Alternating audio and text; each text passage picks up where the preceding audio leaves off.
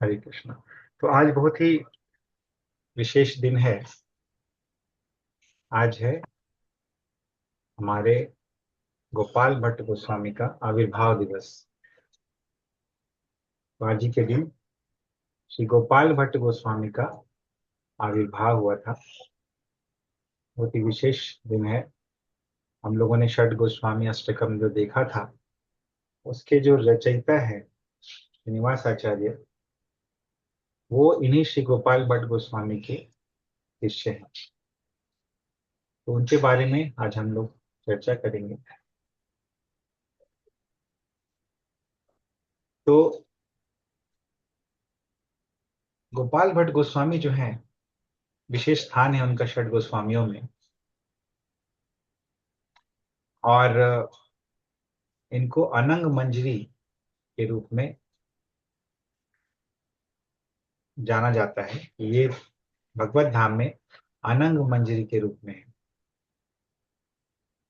और बहुत ही कम अवस्था में, बहुत ही कम आयु में, जब ये करीब 10-12 साल के थे, तब महाप्रभु से इनकी भेंट हुई थी। और महाप्रभु इनके घर में 4 महीने चतुर्मास के समय रुके थे दक्षिण भारत में। और उस कम वयस में महाप्रभु ने इन्हें अपना संग दिया था, अपना चरणामृत दिया था और शिक्षाएं दी थी। और निर्देश दिया था कि इनको भविष्य में क्या करना है। और इनको एक आसन भी प्रदान किया था जिसपे ये बैठते थे। और अ, महाप्रभु से इस प्रकार आशीर्वाद प्राप्त किया था गोपाल भट्ट गोस्वामी ने। और कुछ विशेष ग्रंथों को इन्होंने संकलित किया था, जो कि वैष्णव संप्रदाय के लिए बहुत ही महत्वपूर्ण है। लेकिन इनके बारे में बहुत ज्यादा अ, वर्णन नहीं है पुस्तकों में। तो कृष्णदास कविराज गोस्वामी जो है, वो बतलाते हैं कि उनके 6 शिक्षा गुरुओं में एक गोपाल भट्ट गोस्वामी भी। लेकिन उनके बारे में ज्यादा कुछ विशेष उन्होंने नहीं बतलाया है। तो चैतन्य चरितामृत आदि लीला प्रथम अध्याय 36 और 37, इन 2 श्लोकों में कृष्णदास कविराज गोस्वामी ने गोपाल भट्ट गोस्वामी को अपने शिक्षा गुरु के रूप में स्वीकार किया है, अपने 6 शिक्षा गुरुओं में से एक। नरहरि चक्रवर्ती जो है, वो बतलाते हैं कि ऐसा इसलिए है क्योंकि गोपाल भट्ट गोस्वामी ने कृष्णदास कविराज गोस्वामी को मना कर दिया था अपने दैन्य के कारण कि उनके बारे में वो कुछ न लिखें। तो भक्ति रत्नाकर में नरहरि चक्रवर्ती ये चीज बतलाते हैं। लेकिन जो दूसरे ऑथर्स हैं, जैसे वृंदावन दास ठाकुर, लोचन दास ठाकुर, वृंदावन दास ठाकुर जिन्होंने चैतन्य भागवत लिखा, लोचन दास ठाकुर जिन्होंने चैतन्य मंगल लिखा, और कवि कर्णपुर ने एक अष्टक लिखा है गोपाल भट्ट गोस्वामी के स्तुति में। तो इन लोगों ने भी ज्यादा कुछ गोपाल भट्ट गोस्वामी के विषय में नहीं बतलाया है। केवल मुरारी गुप्त ने अपने कडचा में गोपाल भट्ट गोस्वामी का उल्लेख किया है। और बाद में नरहरि चक्रवर्ती और कुछ और नरोत्तम दास ठाकुर ने इनके बारे में कुछ बतलाया है। तो ये ब्रीफली जो है गोपाल भट्ट गोस्वामी के बारे में पता है इन सब ग्रंथों से थोड़ा बहुत। तो नरोत्तम दास ठाकुर ने जैसे प्रेम विलास नामक उनका ग्रंथ है उसमें बतलाया है। तो जो भी पता है गोपाल भट्ट गोस्वामी के बारे में, उससे हम लोग ये जानते हैं कि इनका आविर्भाव जो है आज ही के दिन 1500 ईस्वी में हुआ था। तो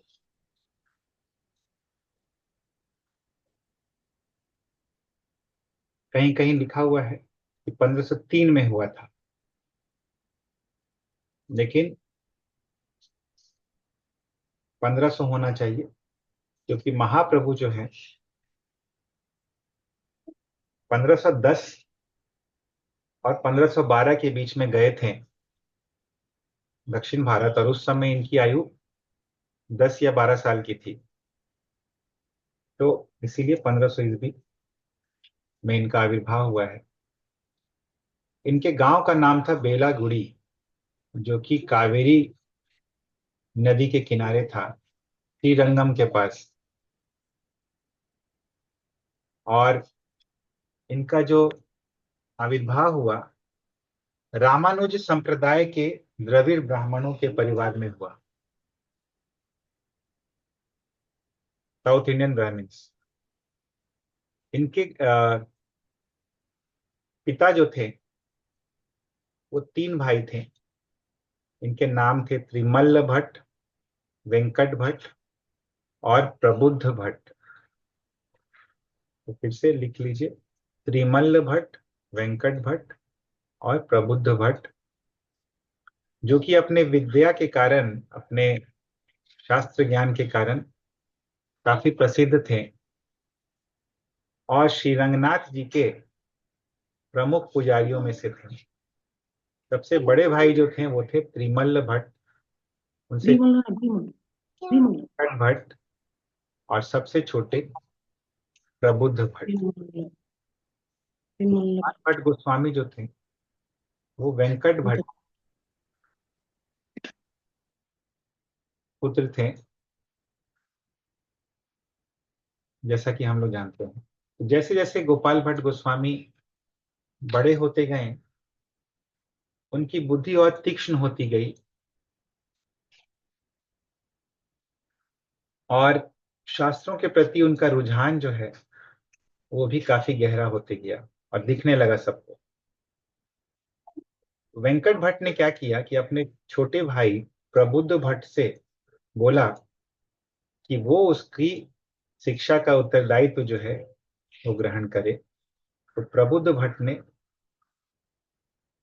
गोपाल को, जो छोटे थे, उनको पढ़ाना शुरू किया, और बहुत ही जल्दी, शीघ्र ही गोपाल भट्ट जो थे वो व्याकरण, न्याय शास्त्र और अनेक अनेक प्रकार के संस्कृत की विद्याओं में निपुण होते गए।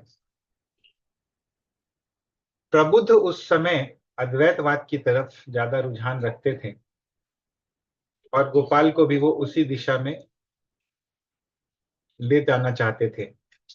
लेकिन गोपाल जो थे वो जन्म से ही भक्त थे। जैसे कि पता चलता है कि एक बार जब वो छोटे थे तो अपने पिता के साथ नीलाचल गए थे, और जब जगन्नाथ जी का दर्शन उन्होंने लिया था तो उनमें, उनके अंदर भावावेश हो गया था, और उनके पिता वेंकट भट्ट इस बात को लेकर आश्वस्त हो गए थे, ये बालक कोई असाधारण बालक है भक्ति के संबंध में। तो भक्ति रत्नाकर में ये वर्णन आता है कि किस प्रकार नीलाचल गए थे गोपाल भट्ट गोस्वामी अपने पिता के साथ, और जब उन्होंने जगन्नाथ जी का दर्शन किया था। तो 1511 में करीब महाप्रभु दक्षिण भारत आए थे, क्योंकि 1510 में जब उन्होंने संन्यास लिया था उसके बाद वो नीलाचल चले गए थे वैशाख के महीने में। और उसी साल 1510 से ही उन्होंने दक्षिण भारत की यात्रा जो है वो आरंभ की थी। तो वैशाख में उन्होंने संन्यास लिया था 1510 ईस्वी में, और आषाढ़ में वो श्रीरंगम पहुंचे थे 1511 में। और कावेरी नदी में उन्होंने स्नान किया और रंगनाथ जी के मंदिर गए चैतन्य महाप्रभु। और जब रंगनाथ जी का दर्शन किया तो नृत्य और कीर्तन करने लगे भावावेश में। और बहुत सारे लोग जो है मंदिर में भीड़ उमड़ पड़ी उनको देखने के लिए, महाप्रभु को देखने के लिए। और उस समय वेंकट भट्ट भी वहां थे उपस्थित। और जब महाप्रभु के अद्वितीय रूप का और विशेष भाव का उन्होंने दर्शन किया और महाप्रभु के कीर्तन का जब श्रवण किया, तो थोड़ी दूरी में रहते हुए भी उनको बहुत ही अनोखा अनुभव हुआ। जब ये भाव आवेश जो है ये जब धीरे धीरे कम हुआ, इसका प्राकट्य, तब वेंकट भट्ट ने निवेदन किया महाप्रभु से कि वो उनके घर पे भिक्षा लें, जिसे महाप्रभु ने हर्षपूर्वक स्वीकार किया। तो जब महाप्रभु पहुंचे वेंकट भट्ट के घर पे, तो वेंकट भट्ट का पूरा परिवार जो है बहुत ही प्रसन्नता से ओतप्रोत हो गया और सभी ने उनको दंडवत प्रणाम किया। और गोपाल भट्ट जो उस समय 11 साल के थे, वो भी भावावेश में आ गए और दंडवत प्रणाम करके उनके चरणों पर गिर पड़े। तो महाप्रभु ने अपना सुंदर हाथ जो है, अपना सुंदर चरण कमल जो है वो उनके सर पे रखा, उनको आशीर्वाद देने के लिए। और फिर उनको उठाया, अपने गोद में बैठा लिया। और ऐसा लगा जैसे कि अनंत काल से गोपाल भट्ट जो है वो महाप्रभु के पार्षद हैं। और जब महाप्रभु का स्पर्श प्राप्त हुआ गोपाल को, तो वो इसका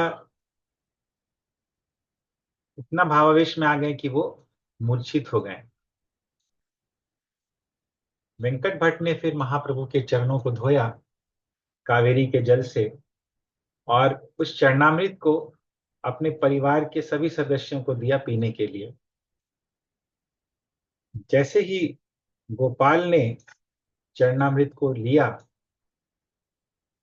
तो प्रेम भक्ति का एक लहर जो है उनके शरीर में प्रवाहित हो गया और वो कांपने लगे और नृत्य करने लगे भावावेश में। इतना ही नहीं, उनकी आंखों से आंसू गिरने लगे, कंपन होने लगा, पुलक होने लगा, और बाकी सात्विक भाव जो है उनके अंदर प्रकट होने लगे। महाप्रभु ने जब प्रसाद ले लिया, तो वेंकट भट्ट ने पूछा उनसे कि हे प्रभु, चातुर्मास्य जो है ये आ चुका है। मेरी प्रार्थना है, मेरी विनती है आपसे कि इस दौरान कृपया आप यहीं रुकिए, ताकि हम आपसे कृष्ण कथा का श्रवण कर सकें और इस प्रकार हमारे ऊपर आपकी कृपा हो। तो महाप्रभु ने इस निवेदन को, इस आग्रह को स्वीकार किया और 4 महीनों तक वो वेंकट भट्ट के घर पे ही रहे। वैसे चैतन्य चरितामृत में ये वर्णन आता है मध्य लीला के 9वें अध्याय में। तो प्रतिदिन क्या करते थे महाप्रभु, कावेरी नदी में स्नान करते थे और जाते थे रंगनाथ जी के पास, नृत्य करते थे। और हजारों लोग आते थे महाप्रभु के दर्शन को करने के लिए, दूर दूर से लोग आते थे। और केवल दर्शन मात्र से उनको हरिनाम करने का प्रेरणा जो है हृदय में उदित हो जाता था। तो इस पूरे समय गोपा गोपाल भट्ट गोस्वामी जो हैं वो सदा महाप्रभु के साथ रहते थे और अनेक प्रकार से उनकी सेवा करते रहते थे। भक्ति रत्नाकर में इसका वर्णन, विशद वर्णन मिलता है।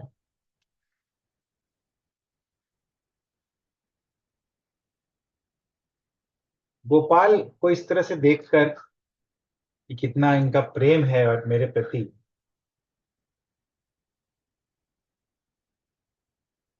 और महाप्रभु के प्रति इनका प्रेम देखकर, इनकी सेवा को देखकर वेंकट भट्ट ने क्या किया, सदा के लिए महाप्रभु के चरणों में गोपाल को अर्पित कर दिया। तो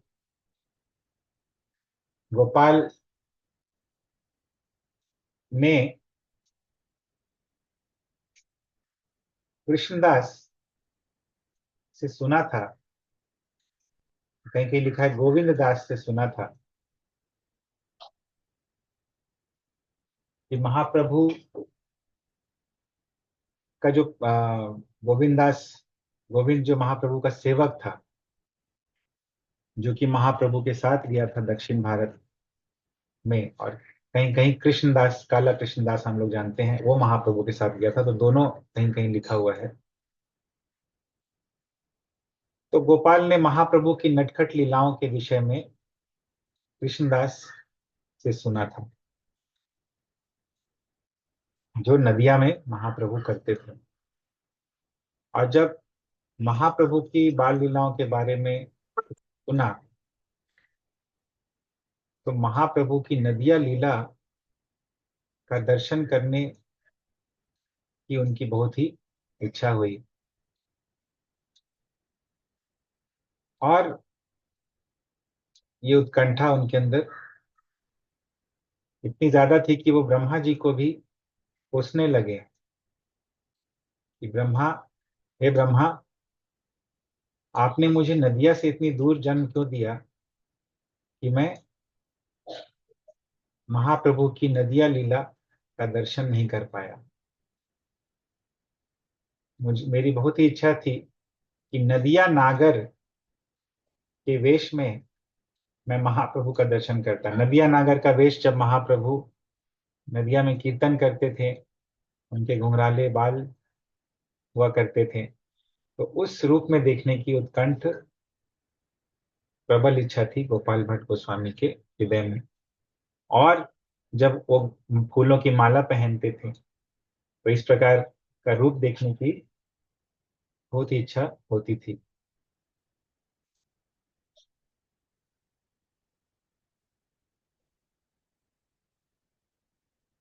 और बहुत उनको ये विलाप भी होता था कि ब्रजेंद्र नंदन नंदन कृष्ण जो है, जो श्रीमती राधा रानी के प्राण हैं, वो सन्यासी क्यों बन गए।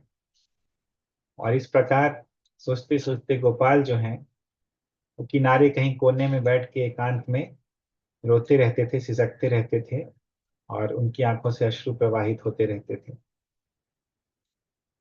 तो महाप्रभु को पता चला, क्योंकि महाप्रभु तो अंतर्यामी है, उनको पता चला कि गोपाल के हृदय में क्या चल रहा है, गोपाल के मन में क्या चल रहा है। और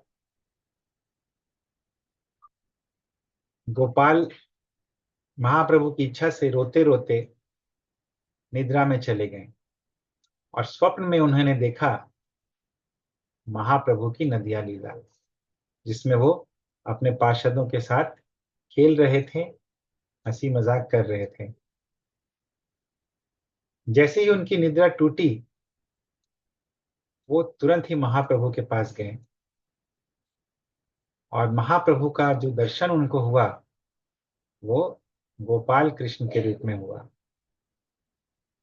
और तुरंत ही कृष्ण से वो, जो कि ग्वाले के रूप में थे, गोपाल के रूप में थे, कृष्ण से वो रूपांतरित होके सुनहरे गौरांग, जो नदिया के गौरांग है, उसमें रूपांतरित हो गए, उसी रूप में जो उन्होंने स्वप्न में देखा था। तो महाप्रभु का जो ये दिव्य तेज देखा, उनकी सुंदरता देखी, उनके घुंघराले बाल और उनके गले में फूलों की माला, उनके माथे पे चमकता हुआ तिलक और उनकी उनकी कटाक्ष, कृपा कटाक्ष, उनका चितवन, उनकी मुस्कुराहट, तो ये सब देखा जैसे ही गोपाल ने, तो महाप्रभु को उसने दंडवत प्रणाम किया। और जब दंडवत प्रणाम करने के उपरांत वो जब ऊपर उठे तो उन्होंने वही सन्यासी को देखा जो कि गेरुआ वस्त्र धारण किए हुए थे और जिनका जो सर है वो मुंडन किया हुआ था। तो महाप्रभु का सन्यासी रूप फिर से दंडवत करने के पश्चात गोपाल भट्ट ने देखा और फिर गोपाल भट्ट अधीर हो गए और महाप्रभु उनको सांत्वना देने लगे कि गोपाल, तुम अपना हृदय दुखी मत करो, तुम शीघ्र ही हर प्रकार के बंधनों से मुक्त हो जाओगे और वृंदावन चले जाओगे, जहां तुम्हारी भेंट रूप और सनातन से होगी। ये रूप और सनातन तुम्हारे तुम्हें मेरे व्यक्तित्व के बारे में और मेरे भाव के बारे में, जो तुम्हारा हृदय हृदय के अंदर जो गुत्थी है उस गुत्थी को सुलझाएंगे। और इतना ही नहीं, मेरे मेरा जो ध्येय है, मेरा जो उद्देश्य है, उसकी पूर्ति करने में तुम उनकी सहायता करोगे। तुम्हारे जो शिष्य होंगे वो मेरे धर्म का, मेरे प्रेमा भक्ति का हर जगह प्रचार करेंगे। और ऐसा बोल के महाप्रभु ने गोद में गोपाल को उठा लिया और अपने अश्रुओं से उनको नहला दिया। और जो भी उन्होंने गोपाल को बतलाया था, बोला कि किसी को मत बतलाना। फिर महाप्रभु ने वेंकट भट्ट को बोला कि मैं तुम्हारे गोपाल से प्रेम करता हूं और मेरी सभी कृपा जो है इसके साथ है। आप इन्हें अच्छी शिक्षा दीजिए, लेकिन इनका विवाह मत करवाइएगा। ऐसा इंस्ट्रक्शन दिया महाप्रभु ने वेंकट भट्ट को। तो ये वेंकट भट्ट जो है, जब तक महाप्रभु रहे उस स्थान पर, तो कृष्ण की कथाएं जो है वेंकट भट्ट को सुनाते रहते थे और बहुत ही एक मित्रवत व्यवहार था इनका वेंकट भट्ट के साथ। और इसीलिए कभी कभी इनकी वार्ता जो होती थी बहुत गंभीर होती थी और कभी कभी बहुत ही हास्य से भरी हुई होती थी। तो वेंकट भट्ट जो है, थोड़ा मित्रवत व्यवहार था तो वैसी वार्ता भी होगी। तो वेंकट भट्ट जो कि लक्ष्मी नारायण के उपासक थे, श्रीरंगम में थे, दक्षिण भारतीय ब्राह्मण थे, तो ऑफ कोर्स लक्ष्मी नारायण के उपासक होंगे। तो महाप्रभु ने मजाक में उनसे एक बार कहा कि भट्ट, तुम्हारी लक्ष्मी जो है वो तो पतिव्रता स्त्री है, नारायण की पत्नी है, जो कि वैकुंठ के नायक हैं, वैकुंठ के ईश्वर हैं। फिर भी लक्ष्मी जो है वो कृष्ण का संग क्यों चाहती है? तो भट्ट ने कहा कि कृष्ण नारायण जो है, वेंकट भट्ट ने कहा कि कृष्ण नारायण जो है वो तो एक ही हैं। और कृष्ण की जो लीला है, विशेष रूप से रास लीला, वो बहुत ही आनंद देने वाली है। इसीलिए लक्ष्मी जो है वो कृष्ण का संग चाहती है, इसमें क्या बुराई है? ये किसी भी प्रकार उनके पति के प्रति उनका जो निष्ठा है उसको प्रभावित नहीं करता है। तो महाप्रभु ने बोला, हाँ हाँ ठीक कह रहे हो तुम, लेकिन ये बताओ कि इतना जप और तप क्यों करती है लक्ष्मी, इतना उपवास क्यों करती है कि कृष्ण को पाने के लिए, लेकिन फिर भी उसमें असफल हो जाती है? शास्त्र ये बतलाते हैं कि श्रुतियां जो है, तपस्या करके भगवान को श्रुतियों ने पा लिया। हम लोगों ने देखा श्रुतिचारी गोपियों के रूप में श्रुतियों ने भगवान को प्राप्त कर लिया। लेकिन लक्ष्मी आज तक कृष्ण को प्राप्त नहीं कर पाई है, इसका क्या कारण है? तो वेंकट भट्ट ने बोला कि प्रभु, मेरी बुद्धि यहाँ पे काम नहीं करती है। मैं कैसे ये जान सकता हूँ कि कृष्ण लीला का मर्म क्या है? जिसको कृष्ण की कृपा प्राप्त है वही ये जान सकता है। महाप्रभु हंसने लगे और बोले कि सुनो, कृष्ण जो है सबको अपने माधुर्य से आकर्षित कर लेते हैं, लेकिन सभी लोग कृष्ण को प्राप्त नहीं कर सकते हैं। कृष्ण केवल उन्हीं के द्वारा प्राप्त होते हैं जो व्रज भाव में उनको उनके पास जाते हैं, जिनका भाव व्रज भाव का है। व्रज में कृष्ण की लोग पूजा नहीं करते हैं, ना ही उनको भगवान मानते हैं, क्योंकि व्रज में सब लोग जानते हैं कि वो तो नंद बाबा के पुत्र हैं और वो भगवान नहीं है। तो कुछ लोग उन्हें अपना पुत्र मानते हैं, कुछ लोग पति मानते हैं, कुछ लोग सखा मानते हैं, और उस हिसाब से उनके साथ बातें करते हैं। कभी उनको ओखली में बांध देते हैं, कभी उनके कंधे पे चढ़ के घूमते हैं, कभी उनका जूठन खाते हैं, और कभी अपना जूठा भी उनको खिला देते हैं। ये संभव नहीं हो पाता यदि वो लोग कृष्ण को भगवान मानते। और ये जो ऐश्वर्य ज्ञान है, ये माधुर्य ज्ञान को कम करता है, शिथिल करता है। इसीलिए यदि कृष्ण को प्राप्त करना है तो उनकी पूजा हमें उसी भाव में करनी होगी जिस भाव में व्रजवासी लोग करते थे, जो कि उनके ऐश्वर्य ज्ञान से शिथिल नहीं होता है, ऐश्वर्य ज्ञान से विहीन है उनकी पूजा। तो भागवतम में भी चैतन्य महाप्रभु कोट करते हैं अभी वेंकट भट्ट को कि देखो, भागवत में भी बतलाए हैं कृष्ण कि वो केवल अपने भक्तों के द्वारा ही समझे जाते हैं, और ज्ञानियों के द्वारा या ब्रह्मा शिव या लक्ष्मी के द्वारा नहीं समझे जा सकते हैं। इसीलिए ये स्पष्ट हो जाता है कि केवल जो कृष्ण के भक्त होते हैं, जो कि रागानुगा भक्ति के द्वारा, रागानुगा यानी कि किसी गोपी के अनुगत्य में, जिस गोपी का राग है कृष्ण के प्रति, वैसी भक्ति करते हैं, केवल उसी के द्वारा कृष्ण को प्राप्त किया जा सकता है।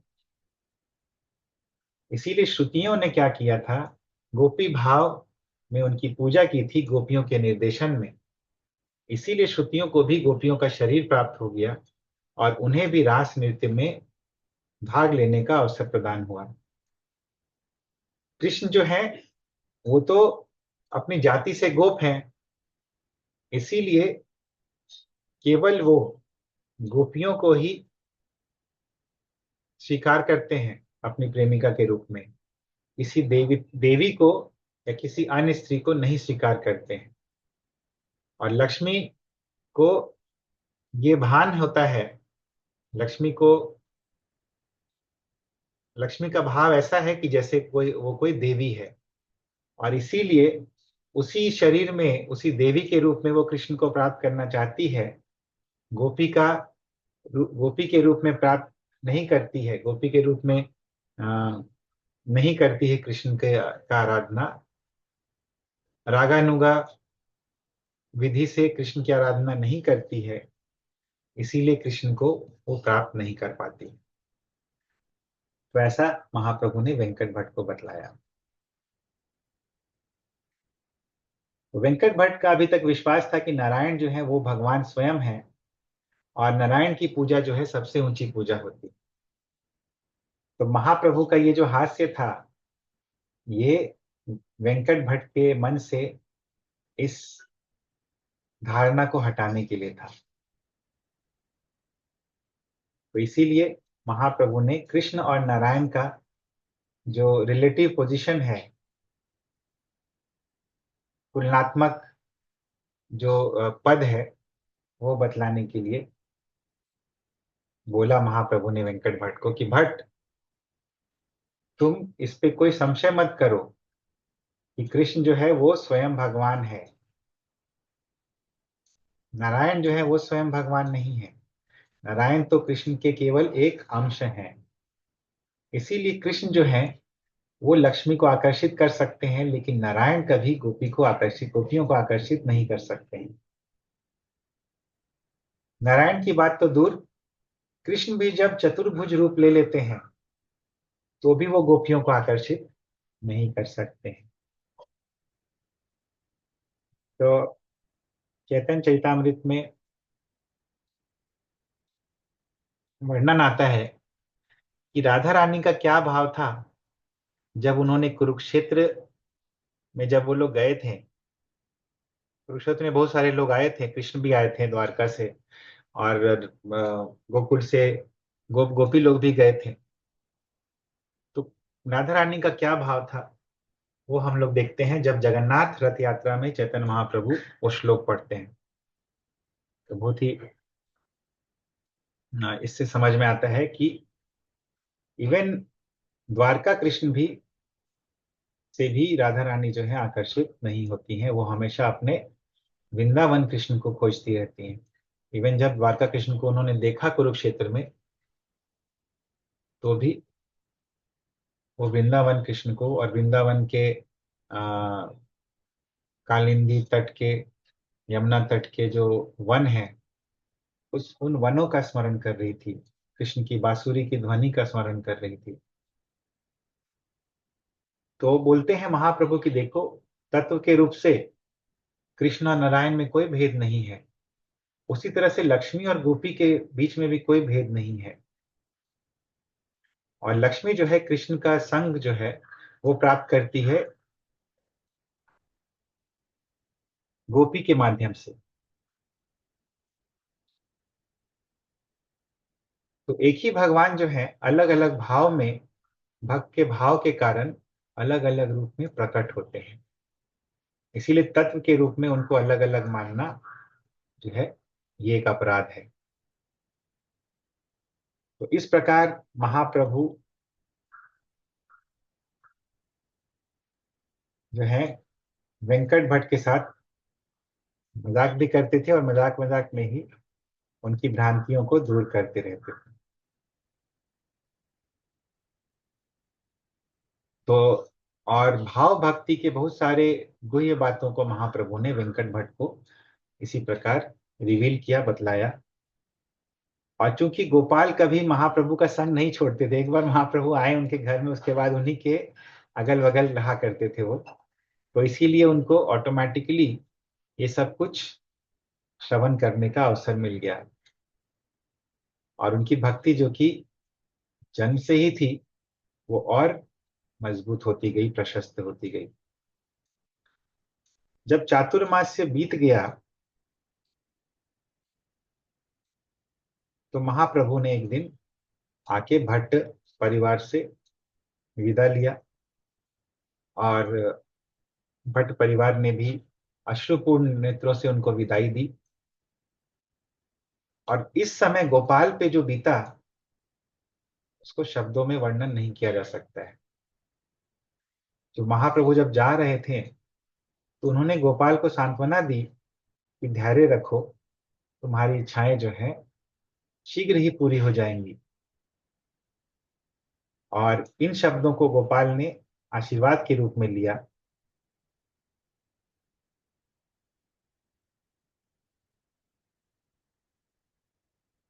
और उस समय की, उस घड़ी की प्रतीक्षा करने लगे जब वो रूप और सनातन गोस्वामी को वृंदावन में मिलेंगे। तो अभी गोपाल के गुणों का वर्णन हम लोग देखते हैं, गोपाल भट्ट गोस्वामी का। तो महाप्रभु ने गोपाल को ये आदेश दिया था कि जब तक उनके माता पिता जीवित हैं तब तक वो संन्यास न ग्रहण करें, या त्यागे नहीं कुछ भी। और इस दौरान वो क्या करें, शास्त्रों का अध्ययन करें। और इस आज्ञा को शिरोधार्य कर गोपाल ने क्या किया कि पूरे मनोयोग से अपने माता पिता की सेवा करने लगे और शास्त्रों का अध्ययन करने लगे। और थोड़े समय में इतनी दक्ष हो गए वो सभी शास्त्रों में कि उनकी प्रसिद्धि, उनका यश जो है दूर दूर तक फैल गया। और बड़े बड़े पंडित लोग भी आश्चर्यचकित हो जाते थे जब गोपाल भक्ति की व्याख्या करते थे और मायावाद का खंडन करते थे। ये गोपाल जो है केवल शास्त्रों में प्रवीण ही नहीं थे, ये एक बहुत ही दक्ष कवि भी थे और नृत्य और संगीत में भी प्रवीण थे। तो मुरारी गुप्त जो है वो अपने कड़चा में बोलते हैं कि बाल्यकाल से ही गोपाल जो है उन्होंने दिखला दिया कि नृत्य और संगीत में भी कितने वो प्रवीण हैं। क्यों? क्योंकि वो कीर्तन को एक खेल के रूप में लेते थे। और मुरारी गुप्त बोलते हैं, बाल्य क्रीड़ाम परित्यज्य कृष्णम गायनम ननत्त च। कि बाल्य क्रीड़ाम परित्यज्य, बाल्य क्रीड़ा को त्याग करके वो क्या करते थे? कृष्णम गायनम ननत्त च, कृष्ण के नामों का ही गायन करते थे और उन्हीं नामों पे नृत्य करते थे।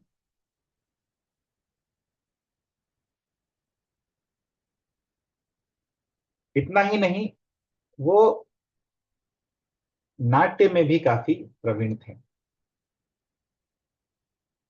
वृंदावन में अभी गोपाल भट्ट गोस्वामी कैसे आए उसका वर्णन सुनते हैं। कि जैसे ही गोपाल के माता पिता वो लोग धाम चले गए शरीर त्याग करके, तो गोपाल भट्ट जो है उनको ऐसा लगा कि अब वो इस बंधन से मुक्त हो गए हैं। और जिस प्रकार एक खूंटे से बंधे हुए बछड़े को छोड़ा जाता है, जब बछड़े की रस्सी खोली जाती है खूंटे से बंधे हुए रस्सी की, तो बछड़ा जिन्होंने देखा है वो तुरंत, बछड़ा क्या करता है? दौड़ के जिस प्रकार गाय की तरफ जाता है, उसी प्रकार ये जो गोपाल थे ये वृंदावन की तरफ दौड़ पड़े। अगर इनको आदेश होता, अगर इन पे इनको स्वतंत्रता प्राप्त होती कि ये नीलाचल चले जाएं, तो ये नीलाचल चले जाते महाप्रभु के चरण कमलों के आश्रय में। लेकिन महाप्रभु ने इनको आदेश दिया था कि वो सीधे वृंदावन जाएं, और महाप्रभु के आदेश को उन्होंने शिरोधार्य किया, उसको माना। और वृंदावन जब ये पहुंचे तो रूप और सनातन के पास पहुंचे। और रूप और सनातन को काफी कुछ पता चल चुका था महाप्रभु से, गोपाल के बारे में, गोपाल भट्ट के बारे में। और वे लोग बहुत ही दिनों से प्रतीक्षा कर रहे थे कि कब आएगा गोपाल और कब भक्ति शास्त्रों के संकलन में उनका उनकी सहायता करेगा। क्यों? क्योंकि इससे महाप्रभु की शिक्षाओं का प्रचार प्रसार होगा। और गोपाल भट्ट जब वहां पहुंचे तो बहुत ही आनंदित हो गए रूप गोस्वामी और सनातन गोस्वामी। तो इनका जो आगमन है वृंदावन में, ये बहुत ही विशेष एक घटना थी, केवल रूप और सनातन गोस्वामी के लिए नहीं बल्कि पूरे वैष्णव समाज के लिए जो वृंदावन में रह रहे थे। इतना महत्वपूर्ण था ये आगमन कि जब गोपाल भट्ट आए वहां वृंदावन में, तो महाप्रभु को एक दूत के माध्यम से ये समाचार पहुंचाया गया। तो उस समय जैसा हम लोग जानते हैं कि दूत जो है एक जगह से दूसरी जगह संदेश पहुंचाते थे, और बहुत ही विशेष अवसरों पर ही दूतों का प्रयोग किया जाता था। और ये एक वो अवसर था जब एक दूत के माध्यम से ये समाचार महाप्रभु को पहुंचाया गया। और महाप्रभु बहुत ही प्रसन्न हुए जब उनको ये पता चला। और नीलाचल के भक्तों को वो बताने लगे कि देखो गोपाल आ गया है, गोपाल भट्ट आ गया, गोपाल भट्ट के ये गुण है, गोपाल भट्ट के वो गुण है। तो ये सब बोलने लगे, न केवल उनकी भक्ति के बारे में बल्कि उनके विद्वत्ता के बारे में भी सबको बखान करने लगे। और फिर उन्होंने रूप और सनातन को एक पत्र लिखा और बोला कि आप अपने छोटे भाई की तरह इनकी देखभाल कीजिएगा। और इस पत्र के साथ उन्होंने गोपाल भट्ट के लिए अपनी डोरा कॉपिन, अपना बहिर्वास और अपना आसन जो है, पट्टा जिसको बोलते हैं, वो भिजवा दिया। तो अपने तदीय जो वस्तुएं हैं वो उन्होंने गोपाल भट्ट गोस्वामी को भिजवाई।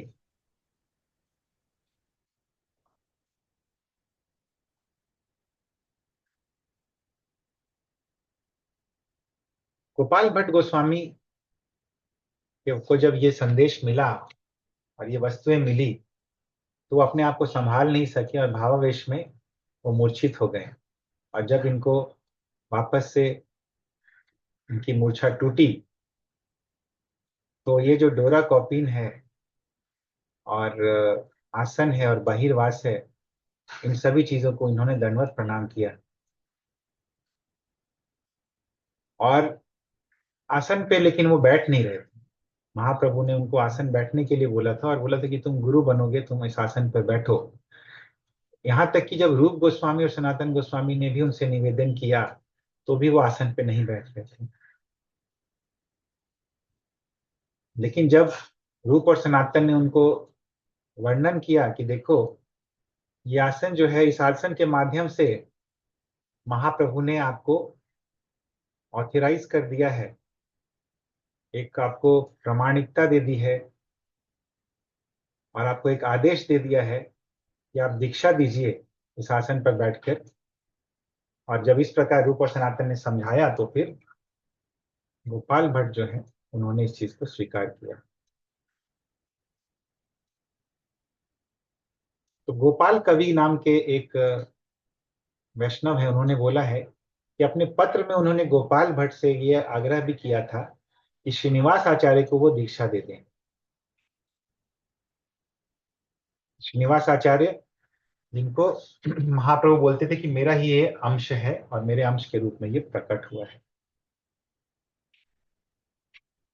तो ये गोपाल भट्ट गोस्वामी की वृंदावन में आगमन के विषय में और महाप्रभु की प्रतिक्रिया के विषय में हमने देखा। अभी हम लोग देखेंगे कि गोपाल भट्ट गोस्वामी के जो विग्रह थे, श्री राधा रमन, जो कि अभी अभी आप लोग वृंदावन जाएंगे तो वहां पे राधा रमन का विग्रह देख सकते हैं। One of the original deities है ये, मूल विग्रह जो अभी तक वृंदावन में है। छोटे विग्रह थे तो औरंगजेब के आक्रमण से इनको छुपाने में कोई कठिनाई नहीं हुई, क्योंकि छोटे विग्रह थे, तो इसीलिए वृंदावन में ही रह गए। तो इन विग्रह के बारे में देखते हैं। ये राधा रमन जो है, ये गोपाल भट्ट गोस्वामी के विग्रह है। अभी भी मंदिर में जाएंगे आप लोग तो बहुत ही सुंदर दर्शन होता है राधा रमन जी का। तो महाप्रभु ने गोपाल भट्ट को यह आदेश दिया था कि वो शालिग्राम शिला की पूजा करें और ये भी बोला था कि तुम शालिग्राम शिला में ही राधा रमन के दर्शन कर लोगे। तो गोपाल कवि जिनके बारे में बोला, उन्होंने गोपाल भट्ट चरित्र लिखा है। तो उन्होंने बतलाया है कि महाप्रभु ने गोपाल भट्ट को एक स्वप्न में आदेश दिया कि वो गंडकी नदी जो कि हिमालय के तलहटी में है वहां जाएं और वहां पर जो पहला शालिग्राम उनको मिले उसको राधा रमन के रूप में उसकी उनकी पूजा करें।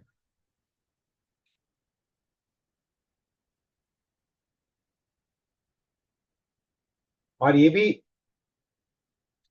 बोला है उन्होंने, गोपाल कवि ने, कि महाप्रभु स्वयं कूर्माकृति के रूप में एक शालिग्राम शिला के रूप में गोपाल भट्ट को उन्होंने आदेश दिया कि ये जो कूर्म शालिग्राम है, कूर्माकृति शालिग्राम, उसको भी तुम अपने पास लाओ और उसकी भी पूजा करो। ये कूर्माकृति क्या है? तो नीलाचल में एक बार विरह भाव में महाप्रभु कूर्म रूप में आ गए थे। सभी अंगों को संकुचित कर लिया था, जिस प्रकार एक कूर्म या कछुआ करता है। और वही रूप जो है गंडकी में प्रस्तुत हुआ था शालिग्राम के रूप में। तो उस शालिग्राम को भी लाकर विशेष पूजा करने का आदेश दिया था। तो गोपाल भट्ट जो है इसी आदेश का पालन करते हुए गंडकी नदी की तरफ, गंडकी नदी का जहाँ स्रोत है वहां गए। तो सहारनपुर होते हुए वो इस तरफ गए। तो एक जगह आता है देवबांदा, देवबांदा, वहां पे उनकी भेंट एक व्यक्ति से हुई। वहां के जमींदार जो था श्री माधव प्रसाद शर्मा, उनसे भेंट हुई। और माधव ने जब देखा कि इनके शरीर से एक दिव्य तेज निकल रहा है, तो वो समझ गए कि ये कोई महापुरुष है। वो उसे अपने घर ले आया और उनकी हर प्रकार से सेवा की, उन्हें आदर सम्मान दिया। और अपने दो पुत्र दामोदर और गोपीनाथ को उसके उनके द्वारा दीक्षा भी दिलवा दी। तो दामोदर और गोपीनाथ शिष्य हुए माधव प्रसाद शर्मा, जो कि जमींदार थे देवबांदा के, उनके पुत्र। तो देवबांदा से वो आगे बढ़ते गए नेपाल के जंगलों की तरफ, जिसके आगे गंडकी नदी का स्रोत था। उस नदी में स्नान करने के पश्चात उन्होंने सूर्य को जल अर्पित करने के लिए अपना हाथ जो है नदी के अंदर डाला, दोनों हाथ अंजलि जैसे भरते हैं ना वैसे। और तब एक शालिग्राम शिला उनके हाथ में आ गई। और इस शालिग्राम को उन्होंने ऐसे हाथ से, दोनों हाथों से पकड़कर अपने हृदय से लगा लिया। और इन शालिग्राम के शिला के अलावा उनको 11 और शालिग्राम शिलाएं मिली, अलग अलग आकारों की। तो इन सभी को लेकर, इन 12 शिलाओं को लेकर वो वापस वृंदावन आ गए। वृंदावन में रास स्थली, जहां पे रास लीला हुई थी, निधुवन के समीप ही उन्होंने एक छोटी सी कुटी बना ली, जिसमें वो रहते थे और भजन करते थे। अपना अधिकांश समय ये शालिग्राम शिला की सेवा करने में ही बिताते थे। और एक पिटारी में वो शालिग्राम शिला को रखते थे। पिटारी मतलब जैसे कि टहनियां होती हैं छोटी छोटी ना, उससे बनाया था इन्होंने एक पिटारी। एक एक थैला जैसा, टहनियों से, पेड़ की टहनियों से। और इसी पिटारी में वो अपनी सभी शालिग्राम शिलाएं रखते थे। और एक बरगद का वृक्ष में इस पिटारी को टांग देते थे और फिर इनको झुलाते थे। और उनको पूरा विश्वास था कि महाप्रभु के शब्द जो है एक दिन सत्य हो जाएंगे और राधा रमण जो है वो प्रकट हो जाएंगे। और अपने कल्पना में वो राधा रमण के विग्रह का दर्शन करते थे। और राधा रमण जी का चेहरा जो है वो रूप गोस्वामी के गोविंद जी से मिलता था। उनका जो हृदय है, उनका जो वक्षस्थल है, वो मधु पंडित गोस्वामी के गोपीनाथ जी के विग्रह से मिलता था। और राधा रमण के जो चरण हैं वो सनातन गोस्वामी के मदन मोहन विग्रह से मिलते थे। तो ऐसा उनकी परिकल्पना में उनको दिखाई देता था। तो 3 in 1।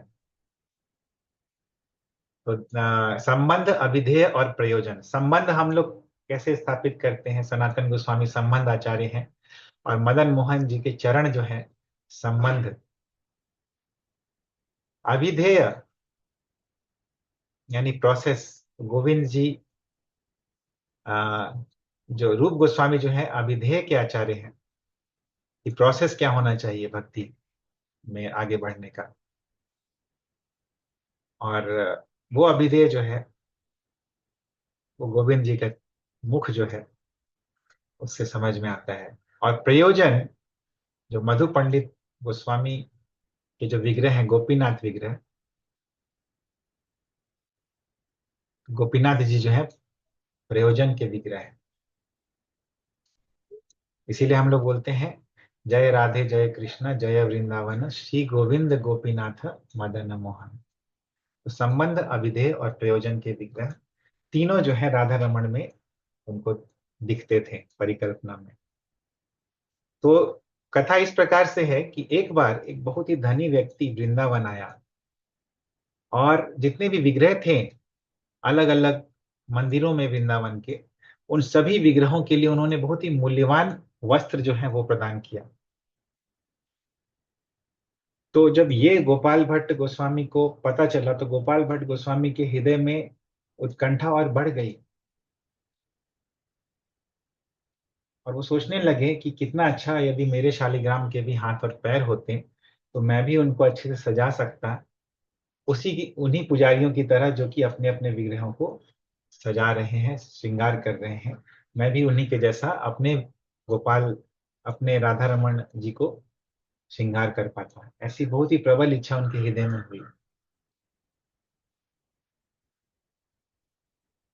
और शालिग्राम जो थे वो उन्होंने गोपाल भट्ट की ये जो साइलेंट प्रेयर है, जो मौन प्रार्थना है, उन्होंने सुन लिया, क्योंकि भगवान तो अंतर्यामी, वो सुन सकते हैं मौन प्रार्थनाएं भी। तो वैशाख महीने की पूर्णिमा सन 1542 में, तो पूर्णिमा वैशाख महीने की हम लोग को पता है किस दिन के बाद आती है? वैशाख चतुर्दशी के बाद। तो ये जो चतुर्दशी होती है शुक्ल पक्ष की, ये क्या कहलाती है? नरसिम्हा चतुर्दशी। तो नरसिम्हा चतुर्दशी के अगले दिन 1542 ईस्वी में जब इन्होंने पिटारी खोली सेवा करने के लिए, जो वो सुबह सुबह करते थे, तो इनको आश्चर्य का इनकी ठिकाना नहीं रहा जब इन्होंने देखा कि वही शालिग्राम जो उनको सबसे पहले मिला था गंडकी में, जब वो अर्घ्य अर्पित कर रहे थे सूर्य देव को जल से, वही शालिग्राम जो है राधा रमन जी के रूप में प्रकट हो गए हैं। श्री श्री राधा रमन जी की जय। तो राधा रमन जी का जो विग्रह है वो ठीक उसी प्रकार था जैसा कि गोपाल भट्ट ने परिकल्पना की थी। और राधा रमन जी जो है वो शब्दों से परे हैं, उन वर्णनों से परे हैं उनकी सुंदरता। और गोपाल भट्ट जो है उन्होंने इनको बहुत ही सुंदर ढंग से सजा दिया। तो ये राधा रमन जी हैं, हम लोग भी इनका दर्शन करते हैं।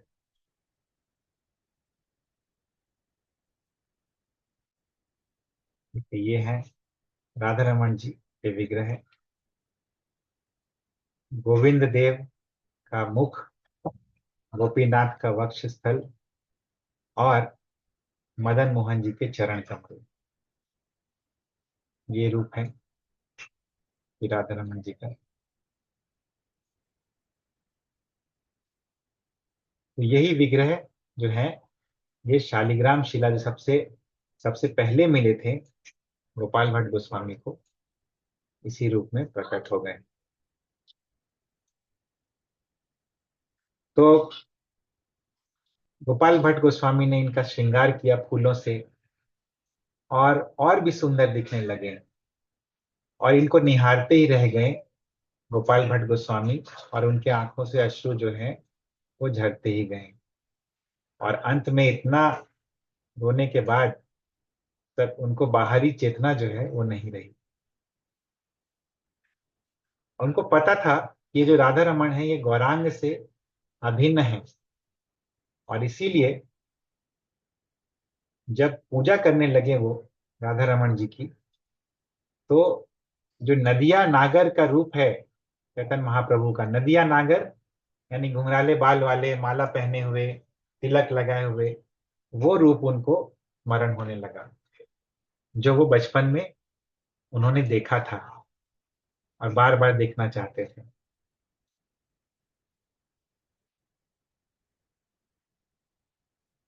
तो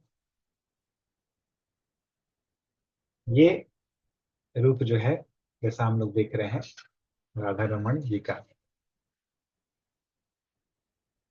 तो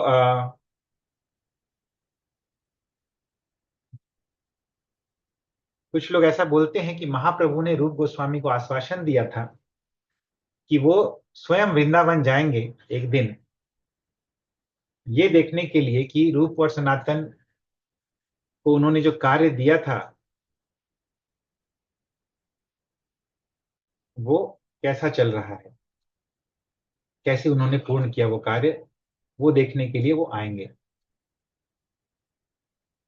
तो यही राधा रमन जो है, एक चैतन्य महाप्रभु जो है, इन्हीं रूप में राधा रमन जी के रूप में आ गए वृंदावन। और एक वैष्णव हैं वृंदावन के, जिनका नाम है रामदास बाबा जी, उनके कीर्तन में ये आता भी है कि गौर होलो राधा रमणे, गौर जो है वो राधा रमन बन गए। तो ऐसा उल्लेख आता है रामदास बाबा जी के कीर्तन में। तो ये राधा रमन के जो विग्रह हैं, जैसा कि आप लोग देख सकते हैं, इस विग्रह के बगल में राधा रानी नहीं है, राधा रानी का विग्रह नहीं है। तो इससे भी पुष्टि होती है कि गौरांग जो है वही राधा रमन के रूप में प्रकट हुए, क्योंकि गौरांग का जो विग्रह है वो राधा और कृष्ण का कंबाइंड रूप है। तो इस प्रकार जो गोपाल भट्ट गोस्वामी थे वो वृंदावन में रस और माधुर्य का आस्वादन कर रहे थे। और नाभा जी जो है वो अपनी चौपाई में, जो कि भक्तमाल में उन्होंने लिखी है, उस चौपाई में इसका उल्लेख करते हैं। और प्रियदास जी जो है इस चौपाई के टीका में बोलते हैं कि ये जो राधा रमन का सुंदर विग्रह है जो कि शालिग्राम से प्रकट हुआ, वो गोपाल भट्ट के हृदय का अमूल्य निधि था। और हमेशा सदा गोपाल भट्ट जो है वो इनकी सेवा करते रहते थे और इसके लिए प्रसिद्ध हो गए थे। और जिनको भी गोपाल भट्ट का कृपा मिल जाता है वो उन्हीं के जैसा हो जाता है। तो ये गोपाल भट्ट गोस्वामी और राधा रमन के बारे में देखें हम लोग। अभी गोपाल भट्ट गोस्वामी के जो शिष्य हैं उनके बारे में देखते हैं। तो ये जितने भी गोस्वामी हुए ये बहुत ही दैन्यता की मूर्ति थे। सभी लोगों के अंदर विनयशीलता, ह्यूमिलिटी जो है, काफी ह्यूमिलिटी बहुत ही प्रचुर मात्रा में थी। और इसीलिए वो शिष्य ज्यादा स्वीकार नहीं करते थे, क्योंकि उन्हें लगता था कि वो गुरु की योग्यता नहीं रखते हैं। रूप, सनातन और रघुनाथ, इन्होंने कोई भी शिष्य स्वीकार नहीं किया। रूप गोस्वामी, सनातन गोस्वामी और रघुनाथ दास गोस्वामी। लोकनाथ गोस्वामी जो है उन्होंने भी प्रण लिया था कि वो दीक्षा नहीं देंगे किसी को भी, लेकिन उन्हें अपना प्रण जो है वो तोड़ना पड़ा नरोत्तम दास ठाकुर के लिए। तो नरोत्तम दास ठाकुर को दीक्षा दी लोकनाथ गोस्वामी ने। रूप और सनातन गोस्वामी को चिंता थी कि शिष्य परंपरा का क्या होगा, संप्रदाय कैसे आगे बढ़ेगा। तो महाप्रभु ने इस चिंता का समाधान कर दिया। कैसे? गोपाल भट्ट गोस्वामी को ऑथराइज करके दीक्षा देने के लिए। तो रूप गोस्वामी जो है उन्होंने एक और व्यक्ति को इस दीक्षा देने के कार्य के लिए तैयार किया। क्योंकि जीव गोस्वामी अभी बहुत ही छोटे थे, इसीलिए ये कार्य उन्होंने रघुनाथ भट्ट गोस्वामी को सौंपा। और उन्होंने निवेदन किया गोपाल भट्ट को कि पश्चिमी दिशा के, पश्चिमी क्षेत्र के लोगों को गोपाल भट्ट गोस्वामी दीक्षा दें, और जो गौड़ देश से आ रहे हैं जो पूर्वी इलाके से आ रहे हैं उनको रघुनाथ भट्ट दीक्षा दें, ऐसा उन्होंने आग्रह किया। तो गोपाल भट्ट गोस्वामी ने कई लोगों को जो पश्चिम क्षेत्र से आ रहे थे उनको दीक्षा दिया। जैसे कि दो भाई जो थे, दामोदर गोस्वामी और गोपीनाथ गोस्वामी, जो कि उनके साथ जब गंडकी से लौट रहे थे, गंडकी नदी से जब वो शालिग्राम शिला लेके आए थे वहां से, तो उनके साथ ये दोनों आ गए थे, दामोदर गोस्वामी और गोपीनाथ गोस्वामी। गोपीनाथ जो है वो विवाहित नहीं थे, उनके अंदर बहुत ही वैराग्य था। उन्होंने गोपाल भट्ट गोस्वामी की बहुत सहायता की राधा रमन की सेवा करने में। गोपाल भट्ट गोस्वामी राधा रमन की सेवा का अधिकार उनके जाने के बाद इन्हीं को देना चाहते थे, गोपीनाथ गोस्वामी को। तो इसीलिए उन्होंने कहा कि आप जो है विवाह कर लीजिए, ताकि ये जो अधिकार है ये वंश परंपरा के हिसाब से हो जाए और किसी अप्रामाणिक व्यक्ति को न चले जाए। लेकिन चूंकि गोपीनाथ गोस्वामी विवाह के लिए आ, उनकी इच्छा नहीं थी, इसीलिए गोपाल भट्ट गोस्वामी ने ये अधिकार जो है दामोदर गोस्वामी को दे दिया। तो गोपीनाथ गोस्वामी दामोदर गोस्वामी के अतिरिक्त इनका एक महत्वपूर्ण शिष्य है, इनके श्रीनिवास आचार्य।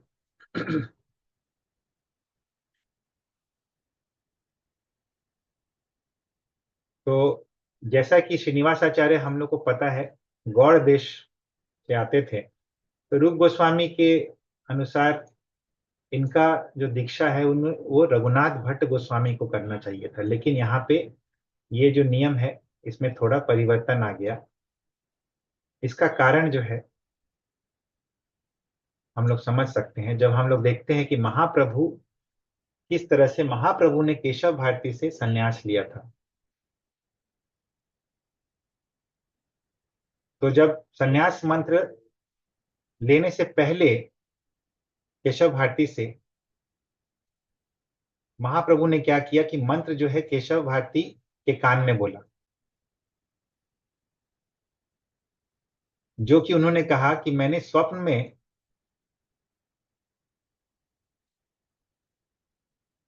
मुझे ये मंत्र मिला है। और फिर वही मंत्र जो है केशव भारती ने महाप्रभु के कान में बोला। इसीलिए महाप्रभु ने अपने आदि गुरु पद को बनाए रखा। आदि गुरु यानी सबसे प्रथम गुरु। तो उसी प्रकार गोपाल कवि बोलते हैं कि सबसे पहले उन्होंने गोपाल भट्ट गोस्वामी को दीक्षा देने के लिए नियुक्त किया, आसन अपना भिजवाकर, और फिर उन्हीं से दीक्षा लिया श्रीनिवास आचार्य के रूप में। श्रीनिवास आचार्य जो कि महाप्रभु के ही आंशिक रूप माने जाते हैं। ये श्रीनिवास आचार्य जो थे ये नृत्य में, संगीत में, नाट्य में बहुत ही निपुण थे। और उसी प्रकार नरोत्तम दास ठाकुर, श्यामानंद पंडित, जो कि वृंदावन में आए थे उसी समय, श्रीनिवास आचार्य के समय ही। और तीनों लोग पूरे ब्रजमंडल में कृष्ण लीला का नृत्य और कीर्तन करते हुए विचरण करते रहते थे। और इसी समय नारायण भट्ट गोस्वामी वो भी रासलीला का जो पद्धति है उसको शुरू कर रहे थे, जो कि अभी भी है। और इन सभी के स्रोत गोपाल भट्ट गोस्वामी हो सकते हैं। तो ये गोपाल भट्ट गोस्वामी के शिष्यों के बारे में देखा हमने, प्रमुख शिष्यों के बारे में। तो 85 वर्ष की आयु में गोपाल भट्ट गोस्वामी 1586 में महाप्रभु के आविर्भाव से ठीक 100 साल पश्चात उन्होंने प्रकट लीला से विराम ले लिया। और उनकी समाधि जो है राधा रमन का जो प्रकट स्थली है राधा रमन घेरा में, उसी के ठीक बगल में है। तो अगर आप लोग राधा रमन मंदिर से थोड़ा और आगे जाते हैं वृंदावन में, तो और आगे जाएंगे तो आपको समाधि स्थल मिलेगा गोपाल भट्ट गोस्वामी का, बगल में ही जहां राधा रमन जी के विग्रह का प्राकट्य हुआ था। वो जो पेड़ था, जिस पेड़ में वो पिटारी अपनी टांग करके रखते थे, वो पेड़ वहीं था जहां पे राधा रमन जी प्रकट हुए थे। तो उसी के बगल में ही उनकी समाधि है। कवि कर्णपुर कहते हैं कि अनंग मंजरी है गोपाल भट्ट गोस्वामी व्रज लीला में, और कुछ लोग ये भी बोलते हैं कि वो गुण मंजरी है। तो गौर गणोदेश दीपिका में कवि कर्णपुर बोलते हैं कि अनंग मंजरी यासीत साध्या गोपाल भट्टकः भट्ट गोस्वामिनम केचिदाहु श्री गुण मंजरी। दोनों बतला रहे हैं वो। अनंग मंजरी यासीत, ये अनंग मंजरी है। सा सा अद्य गोपाल भट्ट का जो अनंग मंजरी है, या अनंग मंजरी आसित जो अनंग मंजरी है, वही अद्य यानी आज जो है वो गोपाल भट्ट है। भट्ट गोस्वामी नाम केचिदाहु, और भट्ट गोस्वामी को कुछ लोग बोलते हैं कि ये श्री गुण मंजरी, ये गुण मंजरी। तो इनकी कृतियां क्या क्या है? इनकी कृतियां हैं, सबसे पहले हम लोग देखते हैं हरि भक्ति विलास। गोपाल भट्ट गोस्वामी की सबसे महत्वपूर्ण कृति है, सबसे जानी पहचानी कृति है हरि भक्ति विलास। तो वैष्णवों के लिए क्या क्या नियम है, क्या क्या कार्य हैं, पुराणों से, संहिताओं से, तंत्र शास्त्रों से संकलित है ये। 1541 से पहले ही इनका संकलन किया गया है, क्योंकि भक्ति रसामृत सिंधु जो कि 1541 में पूरी हो चुकी थी, उसमें उल्लेख है हरि भक्ति विलास के इन श्लोकों का। कई बार मतभेद भी होता है कि हरि भक्ति विलास जो है किसने इसको लिखा है। तो कुछ लोग बोलते हैं कि ये सनातन गोस्वामी का कृति है, लेकिन यहाँ पे आदिकेशव प्रभु बोलते हैं, भक्ति सिद्धांत सरस्वती ठाकुर के जो शिष्य हैं, वो बोलते हैं कि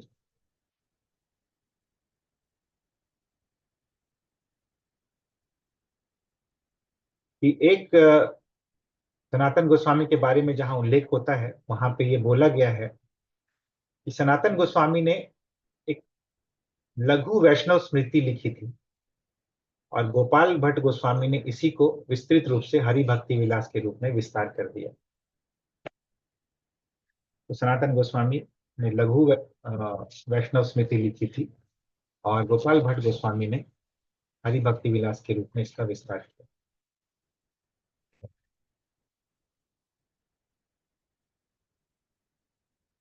तो ये जो है वैष्णवों के लिए ग्रंथ है हरि भक्ति विलास।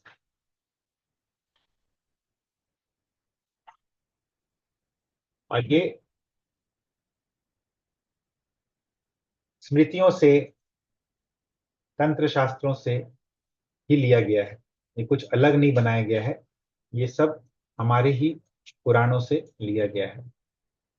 दूसरा जो कृति है गोपाल भट्ट गोस्वामी की, वो है षट संदर्भ कारिका। तो जो जीव गोस्वामी ने षट संदर्भ लिखा है, तो जीव गोस्वामी उस षट संदर्भ के मंगलाचरण श्लोक में बोलते हैं कि ये जो षट संदर्भ है, षट संदर्भ क्या है? 6 संदर्भ है। तत्व संदर्भ, परमात्मा संदर्भ, भागवत संदर्भ, कृष्ण संदर्भ, भक्ति संदर्भ और प्रीति संदर्भ, ये षट संदर्भ है।